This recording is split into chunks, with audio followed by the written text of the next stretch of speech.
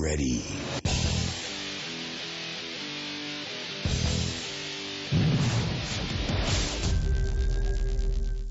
Welcome to another episode of Buff in the Rough. Today we'll hear from Bryan Hudnall about skipping school with his dad to pick up a beagle puppy, what it's like to hunt next to Lake Erie, and a lot more. Help me welcome Bryan to the program. Well, hey Bryan, how are you doing? I'm doing good, Sam. It's nice to hear from you. It's good to hear from you. Just for listeners that just being very open and honest with everybody. I've known Bryan for a long time. It goes back to my old coon hunting days. And I think Bryan used to love to chase around a red-bone coonhound about like I did. And so it was really neat that Bryan actually reached out to me. I hadn't talked to him in a long time, and he had been listening to the podcast.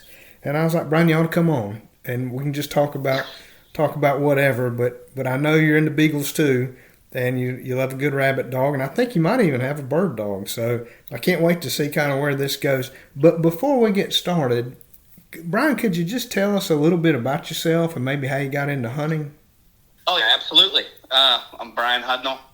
I live way up here in northeast Ohio, about 20 miles south of Lake Erie in the frozen north, where summer's hot and the winters are freezing cold and it's nothing but snow and ice. So I've had beagles. I've had beagles almost my whole life. I mean, the beagles I've had now are the ones that I actually own, but I've been around beagles between my dad and my uncles. They've had beagles since I can remember. I remember my dad, I don't know what, I might have been in first or second grade. He said, Bryan, don't worry about going to school today. We're going to pick a beagle up. And that was my first experience of a beagle, was going to pick out a beagle for my dad. And he let me pick out his female, and her name was Annie. So that would be the first. I mean, I've been around hounds my whole life, so. That's a good dad to take you out of school so you can pick out a beagle puppy. That's pretty cool. It is. Oh, 100%. Well, tell us a little bit now. That's pretty far north. I mean, I'm down here in the south. Tell us a little bit about the hunting conditions where you are. I mean, what's it like up there? Up here in northeast Ohio, Ashtabula County, it's the furthest county in the top right corner of Ohio. And it's a lot of cornfields, a lot of bean fields, swamps, really thick red brush, and a lot of snow, too. A lot of snow, a lot of ice, and it's flat. It's flat as a pancake up here. There's some little tiny rolling hills and some bottoms and some creek bottoms and stuff like that. But, I mean, it's pretty good. I mean, it's great rabbit hunting, but it's cold up here. I'll tell you that. So can you hunt year-round up there? Yeah, but and just like I've been listening on to your previous podcast, it's been so hot this summer, even up here. I mean, it was like 2.5 months of 90 degrees every day, and that just seems too hot to take the hounds out to me. Yeah, unless you take them out at night or real early in the morning. But other than that, But yeah, you can hunt. You can run your dogs all year, basically. Well, what's it like to hunt? I mean, we barely get any snow down here anymore. I mean, we might get a few inches a year. So what's it like to hunt in big snow like that? Some people, if it's just a fresh powder, it just came down, that's nice because you can see the rabbit track and everything, kind of know where they're at if you're hunting. But some people think it helps them. I mean, it helps the scent stick, and honestly, Sam, I wouldn't know no different because it's all I've ever known is hunting in the snow. If it's too deep, I mean, these little beagles, they have a hard time. That's why I like a big beagle. And the beagle I'm hunting now, he's like, I was listening to a guy on your podcast recently. He was talking about 17-inch beagles. I'm like, I think that's what I got because he's ginormous and it don't bother him. So I think it gives you an advantage because you can see the rabbit a lot better than I mean, the way that they're made, they blend in so good with the brush and everything they're running in. But you put some white snow down, they stick out like a sore thumb. Mm-hmm. Well, what kind of dog does it take to be successful up there? So you like a big dog, you like one that can get through that deep snow. But what kind of? I mean, describe what kind of dog you need to be successful up there.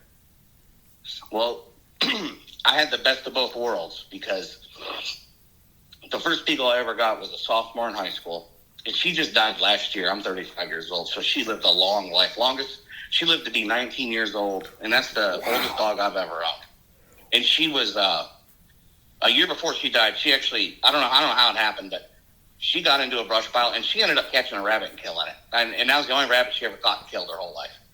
But she was tiny. She was probably 10 inches. I mean, maybe 9, 10 pounds, maybe. So I had a little tiny beagle, and then I had a really big beagle.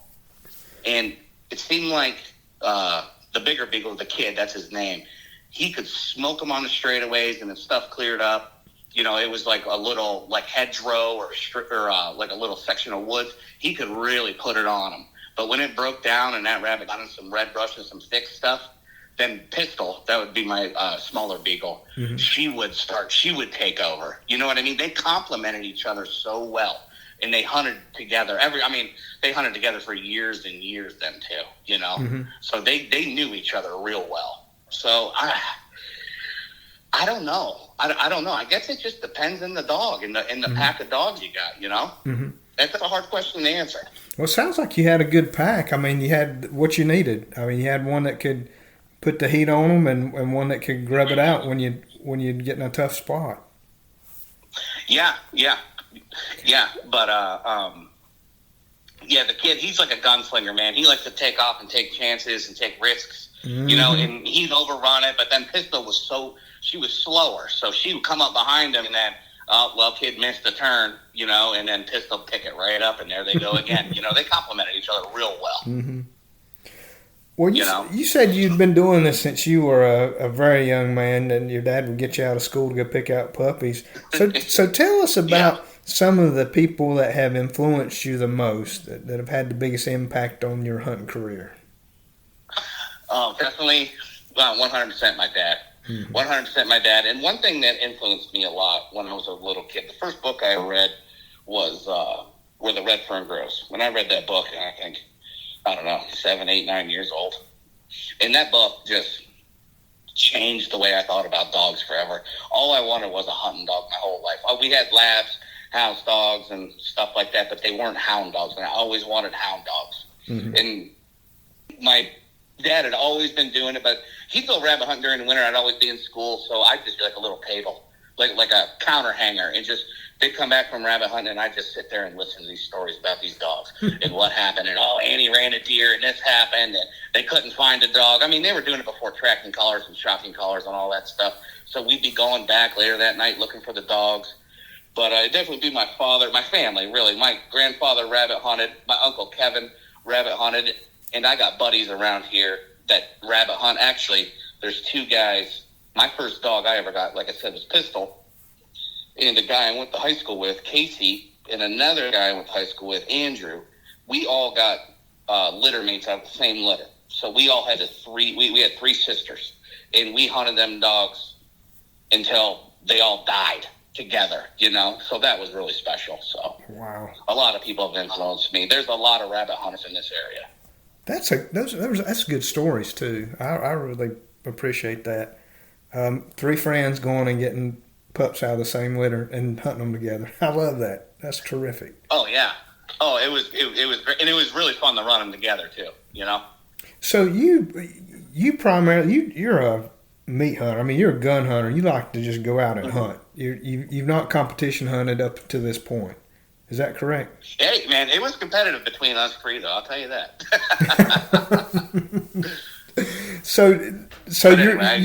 You're competitive. You're competitive, just not. You just didn't carry a scorecard around. You had your own version of keeping score. Right. Well, tell me about some of your favorite hounds, and they could be the ones that you personally have, or maybe some of those from growing up, or maybe it was some of your friends' hounds. What are some of the better hounds, or your more favorite hounds that you've hunted with? I'll tell you, that's a question. I've been thinking about that. It has to be the old man I got now sitting in the kennel, the kid, and he is just everything I ever wanted in a beagle. I mean, with his size, his looks, he's beautiful. And I know you say this a lot on your podcast about you like hunting a pretty dog. I do. Well, he's a really pretty dog. I mean, in my eyes, you know. But it would be the kid. He's the best dog I've ever had. I mean, he likes to run up in the front. He's competitive. He's fast. He's not perfect. He's not the best in the world, but he's the best I've ever had. Mm-hmm. You know. Well, who's so it'd have to be him. So you got the kid would be your personal hound that you think it's probably your favorite hound. But what about the hounds that your buddies had? Did any one of them stick out as being pretty good? Yeah, my buddy Casey had a dog named Pee Wee, and almost colored up and looked just like it, but it was the female version of him. She's a little bit smaller, but I tell you what, every time we went out, she'd whoop him. She just always have the edge on him. She seemed like when they come through, she'd be a little bit ahead of him. He's chasing her. You know what I mean? Mm-hmm. So that would be a dog right there that I really respected a lot. Tell us some stories, because I know when you're out with your buddies like that and you're out there hunting and giving each other a hard time, you're bound to have some good memories with them or maybe your family or friends. Tell us about some favorite memories that you have of rabbit hunting. Oh, man. We went down, me, Andrew, and Casey all decided one year we're going to go. This is when the dogs were in their prime, too. We were going to go down to southern Ohio, and there's strip mine territory, a little hilly, and we're all flatlanders up here, you know? Mm-hmm. So, like a little hill is a mountain us, you know? We get out of this, we're like, yeah, we don't know what to do down here. But we go down to southern Ohio where it's a little bit hillier. It ain't nothing like where you come from. Mm-hmm. But we went down there, we got a hotel. We had a whole pack of dogs with us, and we rabbit hunted day and night, and just running them three sisters together down in that territory with, Casey had Pee Wee, and they weren't related, and then to the sisters rather, and then I had the kid, and then Kirby had a really good dog named Scarlet, and just watching them dogs all, compete against each other, but nothing really, I guess, crazy happened, but I don't know. That would probably be one of my most memorable times. I haven't traveled outside of Ohio rabbit hunting before, Mm-hmm. Well, I don't know why you would. I mean, I think some of the best rabbit hunting in the country is probably in Ohio. Some really good hunting in Ohio. Yeah, there's rabbits everywhere. But mm-hmm. being from Ohio, it would be nice to get out and, see some different territory and mm-hmm. stuff. Mm-hmm. Well, as you've been out, sometimes crazy stuff happens while you're out hunting. I mean, there's something weird or something out of the ordinary can happen. Do you have any stories about anything crazy that happened while you were out? Yeah, I remember, I think it was Pistols, we got her in the summertime, so she was still pretty green her first season, so she didn't really do too well, blah, blah, blah. But her second season, we took her hunting over my Uncle Kevin's, and he had a beagle named Belle. And he lives out in the middle of nowhere. I mean, it's dog paradise over there. There's nobody there. There's nothing but rabbits. So she just ran free, and all she did 24/7 was run rabbits, eat and sleep. Wake up, run rabbits, eat and sleep. No kennel, no nothing. But that's kind of how he has his dogs. They just run around complete free. But there's good rabbit hunting over there. So we took Pistol, and I think we had Annie with us. She was really old. And we went rabbit hunting out in the swamp, and Kevin's house dog got loose. And this was the type of dog that run down the road and drag like a 80-pound deer carcass back, and then next thing you know, she's got like a deer carcass in the yard. So it's just lawless over there. Anyway, so we turned the dogs loose. We didn't see Carmen, nobody. We're hunting. We're back in this swamp where we duck hunt, and next thing we know, we hear these dogs going completely crazy, like they're fighting something, they're battling something, and we walk over there and it looks like a cartoon. There's like a big dust cloud going on. Just the tall grass is moving and shaking, and what's going on? And it's Carmen. She's got all the beagles with her, and they're fighting a raccoon. And there's Pistol with them in the mix of it, and then that raccoon climbed up this little slick hole just in the middle of the swamp, and it was just hilarious because that was one of the last times I got to go rabbit hunting with my dad, So that was always a crazy memory I always think about. It was just a lot of laughter. I tell you, there's always a crazy story about a raccoon on a beagle hunt. And I was thinking about it because a lot of times rabbit hunting, it's not really that crazy. But if you start going coon hunting, that's where you get your crazy stories. Yeah, yeah. I've got some crazy stories rabbit hunting, but the coon hunting ones, it can get crazy in a hurry out there in the middle of the night. Oh yeah, it's something about it being dark out. I don't know Yep. what it is. It just changes everything. That's when the crazy comes out. Yeah, yeah. Well, I meant to ask you this when we kind of got started, but you're a gun hunter. I imagine. Do you like to eat rabbit? Yes, I do. I do like to eat rabbit. Okay. Well, but sometimes lately, I don't even. My dog. I mean, well, I love pistol, like I said last year or so, but I'm down to one beagle, so I'm looking to get some. I gotta up my dog power here soon, but most of the time I don't even shoot them. I just run them. I just like to run them. Well, that's how. But if I do shoot them, I always like to. You got to eat them, you know. Of course, absolutely. Well, one thing I noticed is you've posted a lot over the years, and you post the best looking food. Anytime I see you post something, and you're like a man. You're a manly chef. I mean, you cook with fire and smoke, and the man stuff. I like to cook. Yeah, makes me hungry every time I see you post something like that. And I didn't know if you cooked wild game or not. I didn't know if you cooked deer or rabbit or anything like that, or if you had a secret, that you'd share. I'll tell you what, Sam, I'm a pure dog hunter, man. I don't really care to go deer hunting or do anything unless it's hunting with a dog. That's all I care about, because I just like watching the dogs work. That's what my love is for hunting. Rabbit, the best rabbit I ever had. Sometimes I'll skin it, obviously clean it up real nice, soak it in some salt water, some brine. And then I'll just slow cook them rabbits with some chicken broth, some mushrooms, some carrots, some potatoes, some garlic, some onion, and I'll just let that sucker cook for 8-9 hours. And I'll thicken it up a little bit, make a roux, and I'll put it over egg noodles. It'll be just like a beef stroganoff, but with rabbit instead, and that's delicious. That sounds so good. And the best rabbit I ever had that was down in southern Ohio. We killed one, and we brought it back, and we fired a charcoal grill. My buddy Casey just cut the back straps off of it and all the meat, and he just cooked it, nothing, no salt, no pepper, just over top of the charcoal real quick, perfectly cooked, not overdone, not too rare, and we ate it, and I was like, and I'm still chasing what that tastes like. But that's making me hungry. Well, as guys sit around and girls sit around the tailgate, and you always hear people say things like, now that's a real rabbit dog right there. I mean, that is a real rabbit dog. When somebody says that, what does that mean to you? What does a real rabbit dog look like to you? A real rabbit dog doesn't run deer, to me. I mean, I know in different parts of the country you can run deer with hounds, but a real rabbit dog don't run deer. He hunts hard.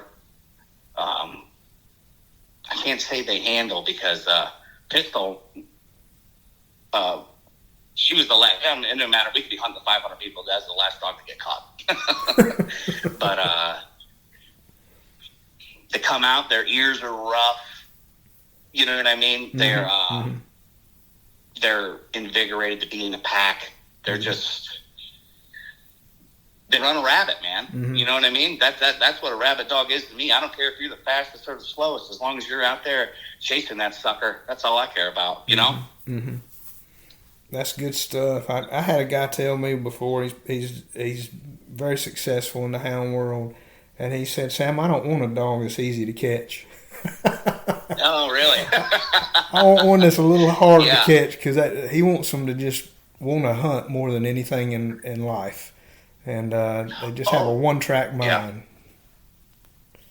But yeah, so I got kind of a part two to this question. So if that's kind of what a rabbit dog is, if you could build the perfect beagle for Bryan Hudnall, what would it look like? What would it sound like? How would it hunt? The perfect beagle for you. Oh man, that's a great question. I would want one that was just black and white. No brown, no nothing. Black and white, like you see them old school walkers look like, Maybe it'd be big, 15, 16 inches, ball mouth, long ears, flag tip tail, accurate, obviously. didn't run no junk, handled real well. That's the one I'd probably order right there. I'd be pleased with that. That sounds like a good one to me too. Oh yeah. Well, let me ask you this: if everybody has times when they need help, and that could be a training issue, it could be a breeding issue, or looking for a puppy, or it could be a health related issue. Maybe your dog's sick and you need some help on that. Everybody needs help. Who's your go-to person? If you could only call one person on a hound related challenge, who is that person going to be for you? Who's that one person that you're going to call? Oh, it would definitely be my Uncle Kevin. He's been doing this since the 70s, you know, and Wow. he knows just about everything about it. And been in every scenario and experienced it. You know, he's my right-hand man all the way. It'd be my Uncle Kevin for sure. Mm-hmm. And he's one. He just retired. I'm trying to talk him into getting another beagle too. So because I'm the Lone Ranger here in the Hudnall family. I'm the last one that's still doing the beagles. You know what I mean? Oh, you got Kevin. You know, yeah, he just retired, so he's got to get beagles too. It's like we got to start this up, man. We got nothing else to do. That's exactly right. Yeah, you got to keep that going. You've got to keep it going. Yeah, you got to reload, like you said. You got to reload. Well, Bryan, if you were giving advice to someone that was considering getting into rabbit hunting, what kind of advice would you give to somebody? I would say that first and foremost, I hope you love dogs. You got to stay dedicated. You're going to have to be committed and dedicated to this. You're going to have patience. You got to work hard to do it. But it's 100% worth it. There's nothing that makes you feel better than having a solid hound dog to take rabbit hunting and watching your dog circle a rabbit and being able to go out with your buddies and do this. I mean, and just stay patient because it don't happen overnight.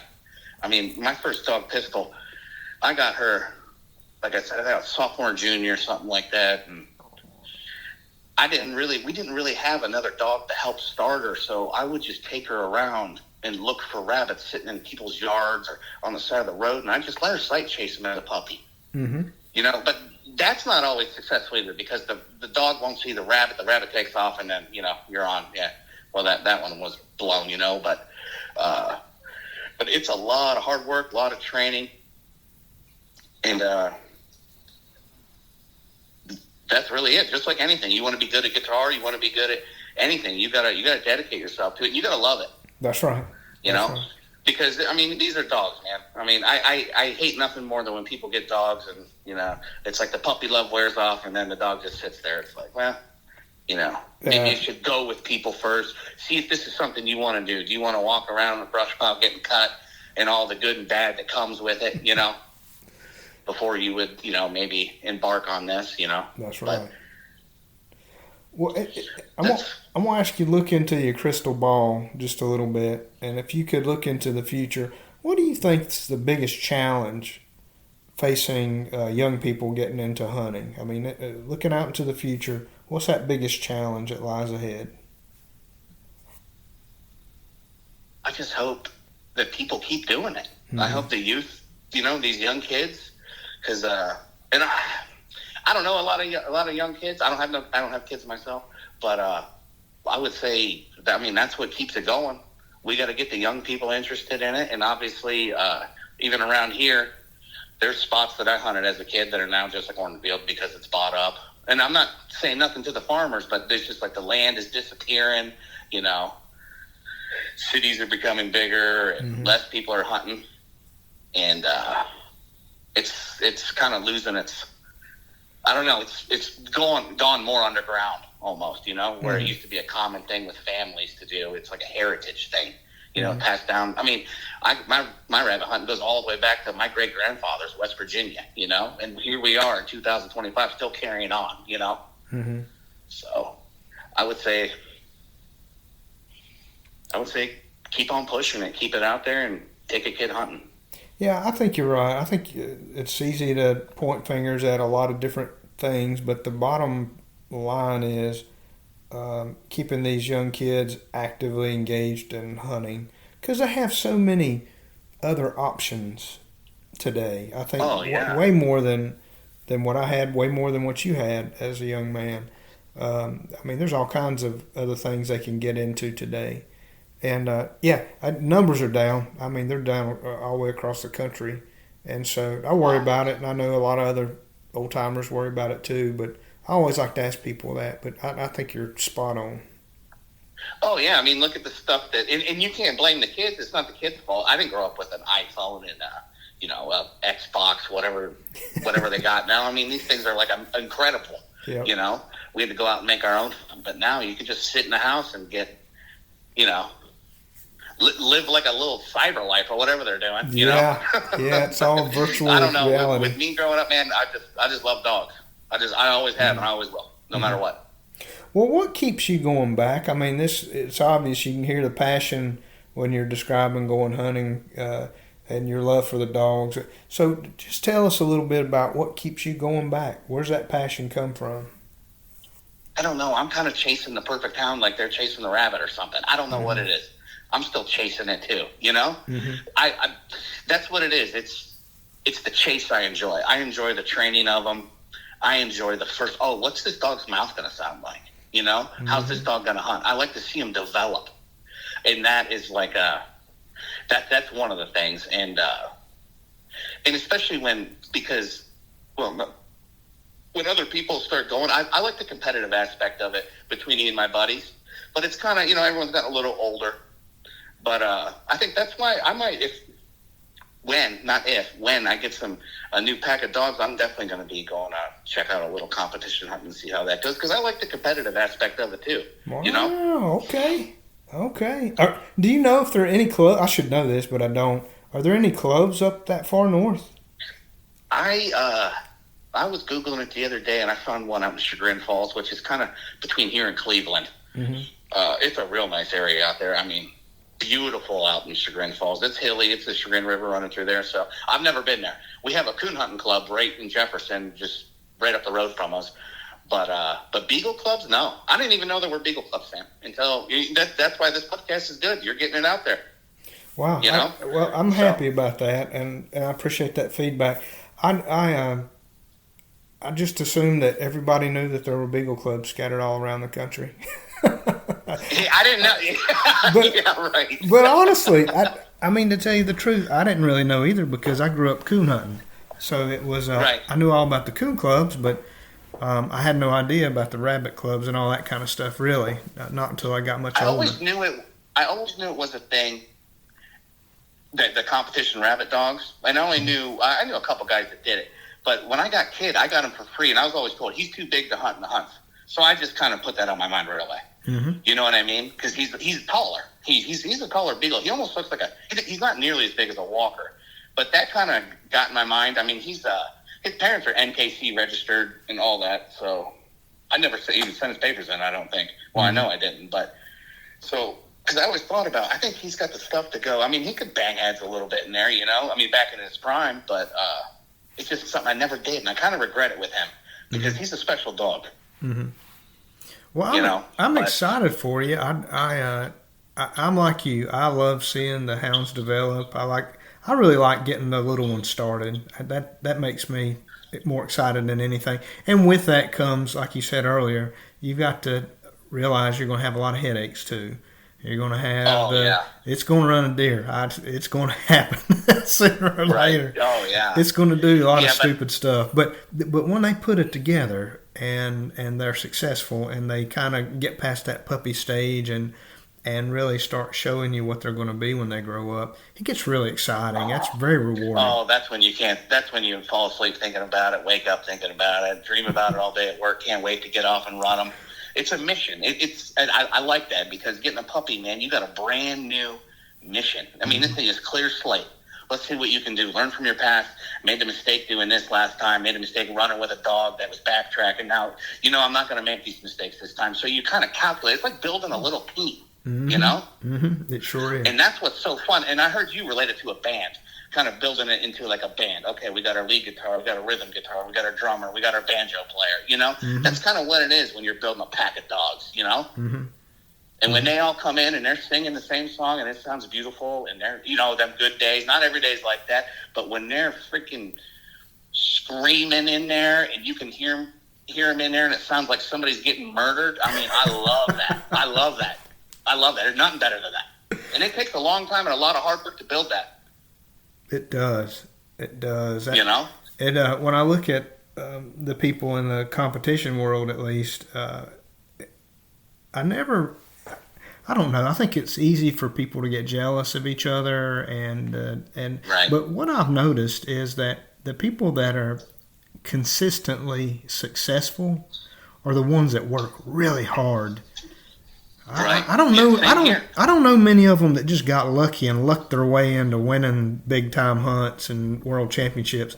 These guys put in a lot of hours and hours and hours, and they're out there hunting when I'm gonna stay at the house. You know, I mean, they're dedicated. And that's the guys, and the best guys in this area, to me, in my area, is the guy by the name of Andrew Curry, and another older feller named Bob Luddy, and that's where I got the kid from out of his dog.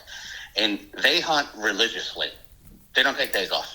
And guess who's got the best dogs around here? Them two. That's it. It's no accident. And that's it. Yep, it's hard work. I mean, you can't, and that's anything in life. You can't be a boxer. Well, I'm going to train 3 days a week, and then, you know, this guy's over here 7 days a week. You're going to get knocked out as soon as you go in there. You know, it's done. You already know you're done. Yeah, it's true. It's true. You know. It's hard work, that's for sure. Well, Bryan, I want to wrap up this part of our conversation about the beagle portion. So, is there anything that I didn't ask you about that I should have, or any other topics you want to cover, or anything you want to promote on the beagle side? Oh, let me see. Other than, I'm glad that you're out here doing a podcast for us rabbit hunters, and it's.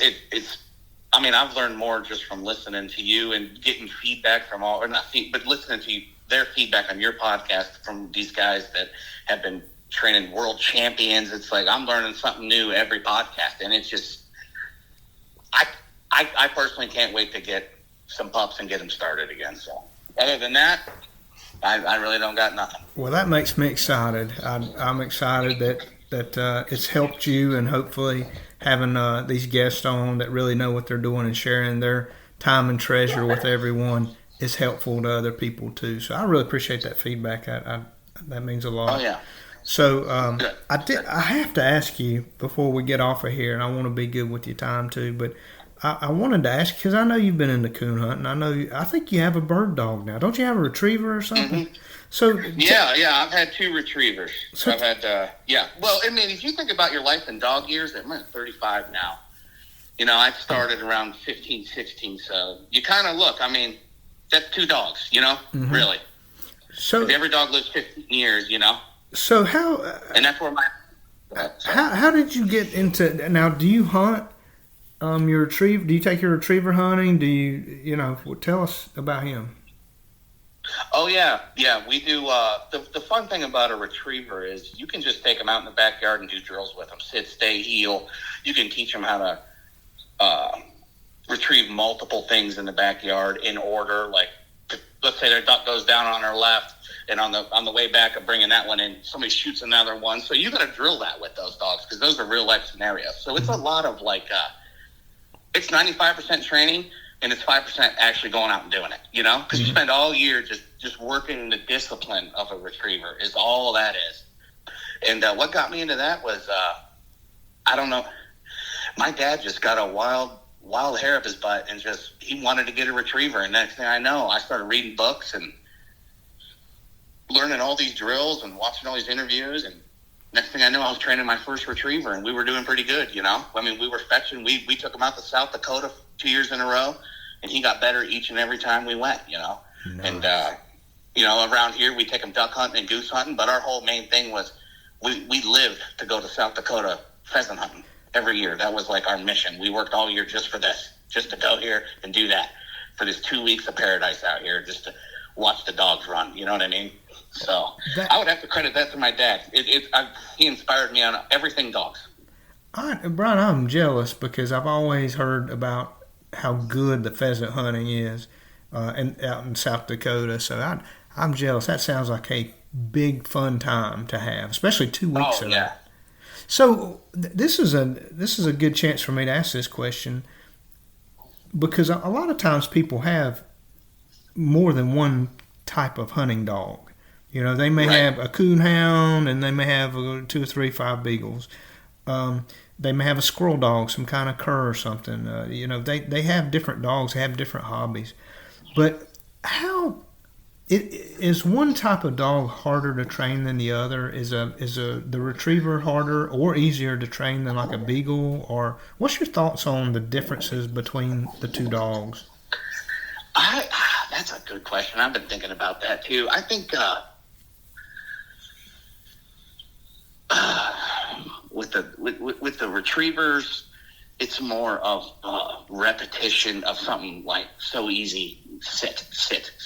You do 100 sits a day for 6 straight months, just making this dog sit. The rabbit dogs they're so much more naturally gifted, because the retriever doesn't have no problem chasing something that fell, right? But we can't have a dog just jumping off into the swamp when everybody's shooting because he heard a gun and sees a duck fall. No, he's gotta sit and stay. He's gotta honor us. So it's a lot of discipline that goes into them. Where hounds, I mean, I don't like when my retriever pulls on the leash. You don't even need a leash. You know what I mean? You get them to a point where they don't need a leash, they don't need nothing. But my hounds, I don't care if they pull me. They could pull me all over the country. As far as I'm concerned, that's a good sign. So, but, I wouldn't say one's more difficult than the other. I just think they're different. That's all. You know? I always thought. And I think the hardest one out of them all is training a coonhound, to be honest with you. Well, I've got to tell you the truth, Bryan. I think training a coon dog is more difficult. I got all kinds of reasons, and maybe that's another show, another podcast. But for me, for my money, the beagle is just so natural. It's just, like you said. I think I hadn't had one yet that wouldn't run a rabbit. Me either. They're just naturally gifted at what they do. Now, I've had some that were trashy, and I've had that. You know, you've got to do some training on and working on some of them. Right. Some of them started earlier than others.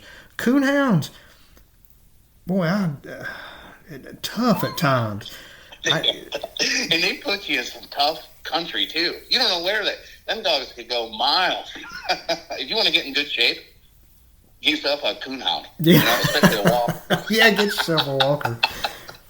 Get ready and get you a couple pairs of boots, because you're going to wear at least one out a season. Yeah. And you know what, though? Coonhound I haven't been coon hunting in a couple years, but there's something that nothing will ever scratch the itch like coon hunting did. That's just something different. It's a whole different animal doing that. Well, there's just something about one of those big old ball mouth hounds on a cold night, on a cold trail, just working it. And beagles have it too, because you got them packed up, and they're such a team, and they're locked in, and they come out looking like, I don't know, the kid does, and I probably shouldn't like it, but I love when he comes out all bloody, his ears are cut, his tail's cut. It's just like, man, you've been battling in there, like he's like a warrior. You know what I mean? And I love that about him. Same with coonhounds. And labs, they're prissy, man. They ride in the front seat in the heat. You know, I mean, they sleep in the house. They lay on the couch. You know, so there's the difference there, I guess. But one's a blue collar dog and one's a white collar dog. I mean, exactly. That's honestly how I feel about it. I just think about the bird hunting world, and man, those dogs they're ridiculously expensive for a well trained, well bred bird dog, and yep. And to this day, I still feel like the kind of the blue collar side is more like the beagles, because you could still go out and find a beagle that can run a rabbit for not a whole lot of money. And I'll tell you right now, and I've never paid a dime for any of the beagles I've got. And you can still do that. You can. And you just go. People give them, and they'll give you good dogs. I mean, I've got a hog dog. I don't know. You have to research him, but he's grand champion. I should have brought his papers out with me, but I mean, kid's dad is like a world renowned dog. Mm-hmm. He's won his share of hunts all over the place. Mm-hmm. And I got him for free. Well, that still happens, I think, in the beagle world, and I see the coonhound world changing some, though. I see it becoming more and more expensive to compete. I think the land, at least where I live, is tougher to find. There's been a lot of people moving to North Carolina. I like to tell everybody we're full. It's just, we don't need anybody else. North Carolina is a popular state. We're full. That's for sure. But it's really you just got the good weather down there, the ocean. I mean, but people think of North Carolina, they think of the ocean, but I just think of them, them Appalachian Mountains, that red dirt. That's the only part of North Carolina I've ever been to was your part. Yeah. It's just growing up, and it's tougher to find places to hunt. So, people lease a lot of land, and there's all kinds of challenges facing the small game guys. Yeah, it's happening all over. But, yeah, I think we have a lot of deer hunting land getting leased. It's just guys that never been here in their life lease out acres and acres of whitetail land or whatever. I don't know what it's called, and bye-bye to that hunting spot. You know what I mean? Yeah, that's happened a lot here, too. So, same kind of deal where a lot of outside money is coming into the state for these deer leases, and it brings in money, and money talks, and so a lot of the small game guys get hurt. Yeah, a lot of the small game guys are hurt. Because what I'm doing, I mean, I don't know. You don't need. I mean, I got it here. I got good beagles. I never paid $1 for them. It don't matter. I love money. I think money's gone crazy now. It has, and I think one of the things that really has changed and kind of pushed up the prices on coon dogs, because you used to could get a really good coonhound for $1,000, I mean, like a pretty nice one back in the day. But try to go buy one for $1,000 today. You might get a pretty good puppy, maybe. I don't know, but the prices have gone ridiculously high, and I think part of that is because the market's changed. There's a lot of money at these hunts now. I mean, these guys are hunting for trucks, it seems like, every weekend, or four-wheelers, or these great, huge prize packages, six figures. I've been seeing that, because I still follow the coonhound stuff on social media, and I'll see them. They're hunting for, it'd be like a $200, $300 entry fee, and they're like, it's like a gamble. It's like gambling has now taken over or like gotten into the hunting world. Not that it always has been, but it's getting popular now, Yeah, and that's driving. I think that's driving or has driven the price of those coon dogs up to. I believe it. I mean, these guys are paying $25,000 for a good competitive hound. And I see a change coming to the beagle world, in that I'm starting to see that happen with the beagles as well. The hunts are starting to pop up where there's some fantastic prizes out there with four-wheelers, and just money, just money going back. But I wonder if you and I meet again in 5 years and come back on here and talk about it, what the average price of a good decent little beagle is going to be at that point. If you could find a decent dog for $800, maybe $1,000 today, a pretty good beagle that you can take to your local hunt and be competitive with, what's it going to be in 5 years from now? Is it going to be double that, triple that? I don't know, but I think that's an interesting something to think about. Yeah. It definitely is, and if you look at the, everything. Look at a new Silverado. They're $50,000. Yeah. Or more for a dang hunting truck. Now you gotta spend $50,000. I'm fixing my old one up. I ain't even buying a new one. Mm-hmm. But I don't know, and that's kind of why I'd rather just get a decent female and breed kid to her, and just keep the a family bloodline going. Well, hey, there's something to be said for breeding what you like, and keep them and running what you like. Yeah. You're the owner. You got to be happy. Well, Right, exactly. well, listen, Brian, I'm gonna get off of here, but thank you so much. I've really enjoyed catching back up and hearing more about your beagles. I didn't know much about them, honestly. So this has been super, and I really do thank you for coming on. Oh, absolutely, Sam, and it was an honor to be on here. I'm sorry, at first I was a little nervous. I might have been talking and stumbling over myself, so I apologize to the listeners for that. But yeah, it was a real honor to be on here, Sam. You did great. It was awesome. Thank you. Thank you for listening to Buff in the Rough. Remember to like and subscribe if you want to be notified when new content is available. And please send comments and suggestions to buffintherough@gmail.com.